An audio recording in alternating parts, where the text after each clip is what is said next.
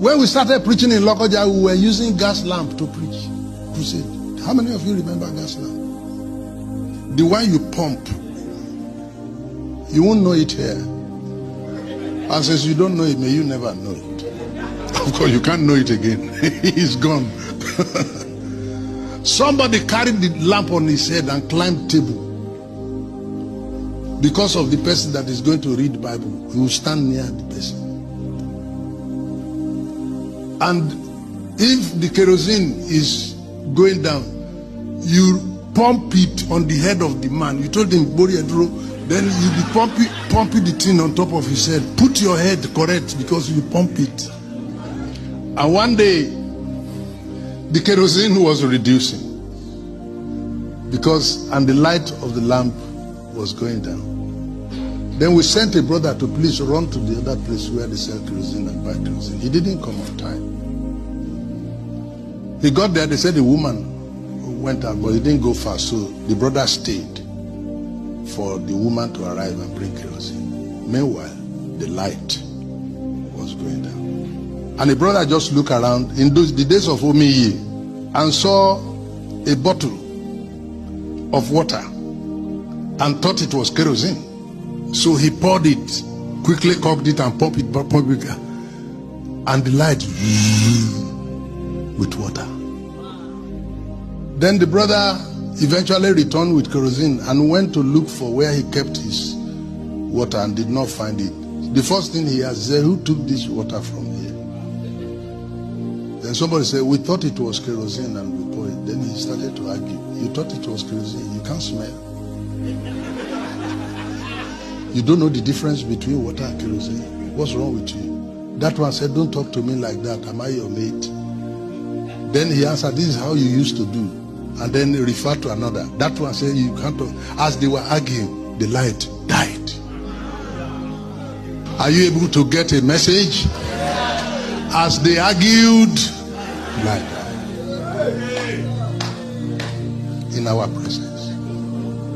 And when they put water in it, the light was shining. I think Moses Aronsiola was in that meeting. If you see him, you can ask him. Moses Aronsiola, he used to interpret for J.K. Solomon. I worked with Obadari before he died, the last 7 years of his life. He called me one day and said, I have 27 court cases. And this morning I took my phone to look at different court cases. The number of court cases Assemblies of God has. Assemblies of God have a case up to Supreme Court where the Muslims are the one to decide who the General Superintendent of Assemblies of God in Nigeria will be. The Muslims in Supreme Court, they are the ones now to decide who the General Superintendent of Assemblies of God will be. This is not to our credit. Men and brethren, you go. I was the convention speaker in the African church in Abeokuta, and the prelate has a court case against the council. He had served his tenure and they wanted him out. He said no, that they need to adjust the constitution to enable him continue. And it became a court case. And while they are arguing and pointing fingers at themselves, the church is dying. I am telling you that while we are arguing, the light is what? Is dying. Recently I passed through Nineveh, and you will not believe that it's the same Nineveh that everybody became a Christian, became godly and repented when Jonah came to town. Right now, right at the airport, you'll be hearing the blaring sound of people calling for Islamic prayer. You go to Nineveh today, there's no church. While we are arguing, the light went out.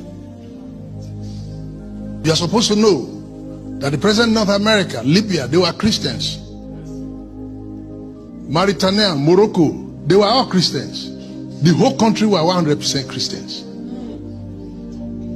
Turkey, Constantinople, they were all Christians, 100%.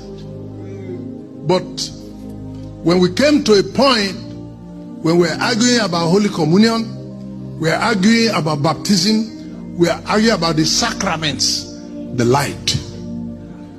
Meanwhile, the darkness we met on ground is still there, and they are multiplying their own intensity.